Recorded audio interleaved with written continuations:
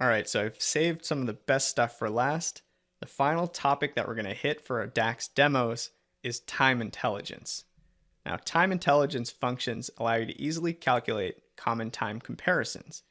Now, these are all built on the DAX calculate function, and they're all extremely flexible and easy to use. So the first one that we're going to talk about is performance to date. So it's going to start with that calculate function. We're going to be calculating some measure, whatever you choose. Could be orders, could be revenue, returns, profit, whatever it might be.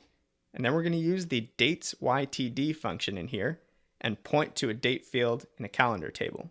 Now, dates YTD calculates a year-to-date total, but you can swap in other variations like dates QTD for quarter-to-date or dates MTD for month-to-date. The second time intelligence formula that we'll look at is the previous period. So again, starts with calculate, measure. In this case, we're going to use a date add function, point to a calendar date field, and then add two additional arguments at the end of the function. An interval type could be day, month, quarter, or year, and the number of intervals that you'd like to compare. So the example we're looking at here is basically calculating the measure for the previous month. So in this case, if you're calculating a revenue measure and you wanted to change this from previous month's revenue to yesterday's revenue, you would simply change that month interval to day and you're done. Then the third one that we're going to look at is a running total. And this one just has one additional function built in, starts with calculate. We're going to use the dates in period function, point to a date field, and then it just has one additional argument for that max function, followed by the same two final arguments, the interval type and the number of intervals. So the version shown here is a 10-day running total. You could change it to -6 and month to create a 6-month running total. And little pro tip, you can easily convert running totals into moving averages by taking that entire running total function and then dividing by that same number of intervals that you're using. So all of these are extremely flexible. They make it very easy to build out many different variations of time intelligence fields with very little effort. Now, my recommendation is not to worry so much about memorizing all of these. It can be really hard to keep track of whether you're going to use dates in period or date add and so on and so forth. To be honest, I have this sheet printed out. I refer back to this slide all the time. So it can be helpful to almost think of these as recipes that you consult when you need to build out these time intelligence formulas.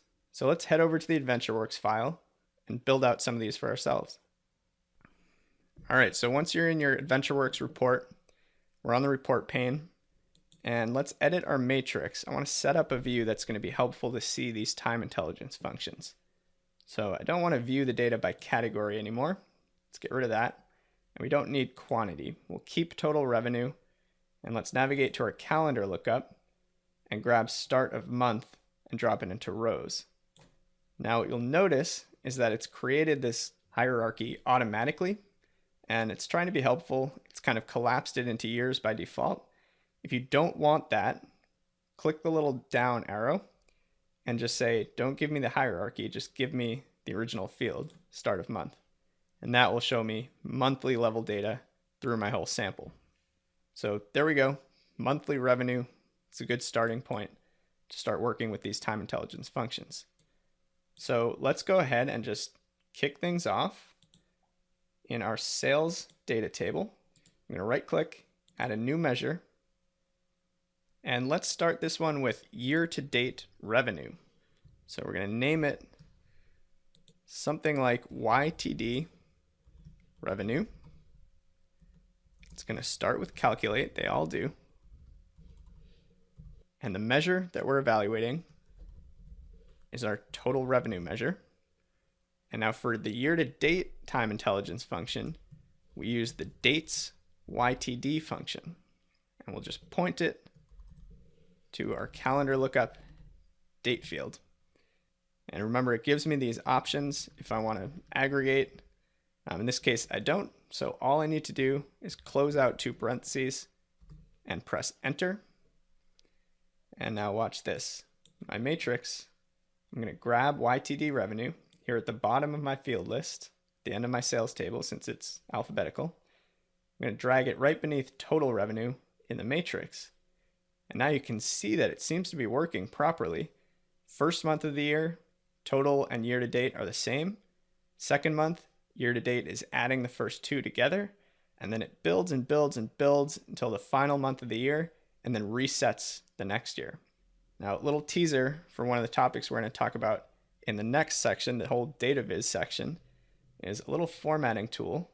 If we click into this format pane, conditional formatting, I want to format the year-to-date revenue field with data bars. So check this out. This really visualizes how this year-to-date function is working. It builds and builds and builds and then resets. Builds, builds, builds, resets. So if we changed our formula to month-to-date revenue and broke this down by day or week, you'd see that same trend just at a more granular level. So pretty cool stuff there. Let's go ahead and keep cruising ahead, add another measure, and this time I want previous month. So prev month revenue. Starts with calculate. And again, total revenue is the measure we care about. And for this one, we use date add. Open parenthesis, point to our calendar, date field, and then I'm just going to comma right over to get to my last two arguments of this function, the number of intervals and the interval type. So starting with the number of intervals, I'm looking to evaluate that measure for 1 month in the past. So since it's only one period and it's in the past, my number of intervals is -1. And my interval can be day, month, quarter, or year. So I'm just going to select month, tab it in, close out two parentheses, and that should just about do it. So you can see how easy it would be if I changed my mind and said, okay, instead of previous month, our AdventureWorks clients really want to see year over year trending. So we need this to actually be previous year. All we would have to do is literally change this last argument from month to year, and we're done. It's that simple. So in this case, I'm happy with previous month revenue. Press enter to lock that one in. And let's go back to our fields pane here.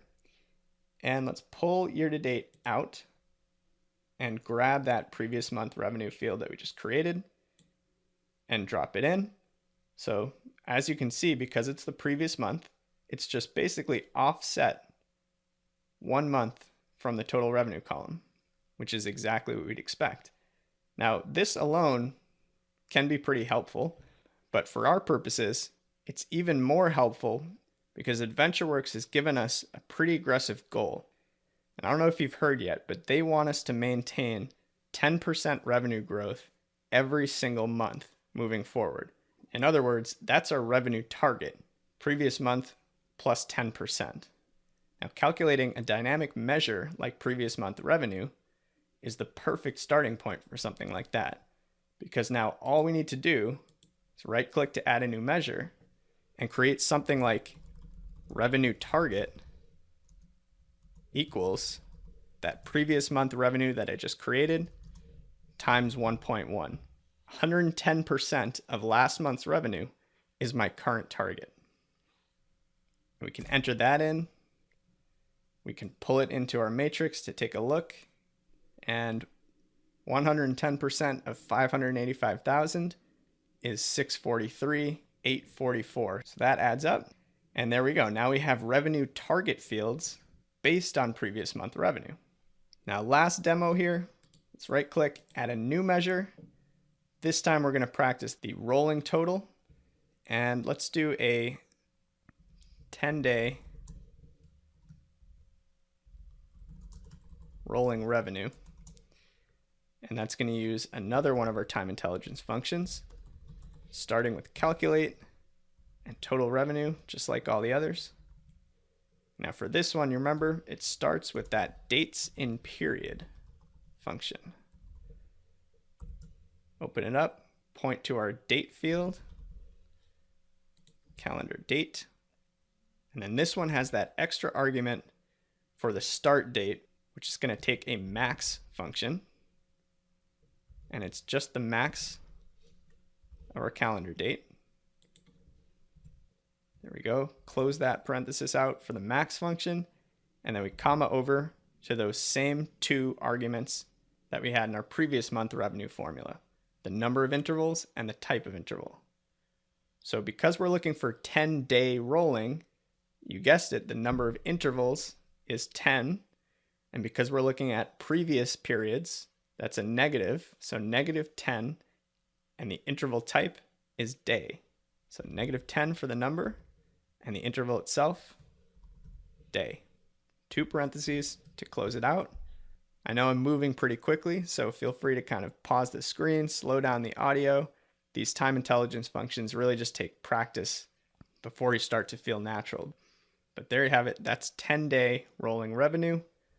Press enter to lock that measure in. And now because I'm looking at months, it's a little bit too high level here. So I'm going to pull out my previous month and revenue target.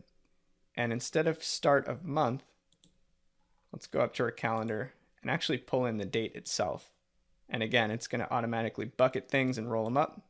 I only want the date.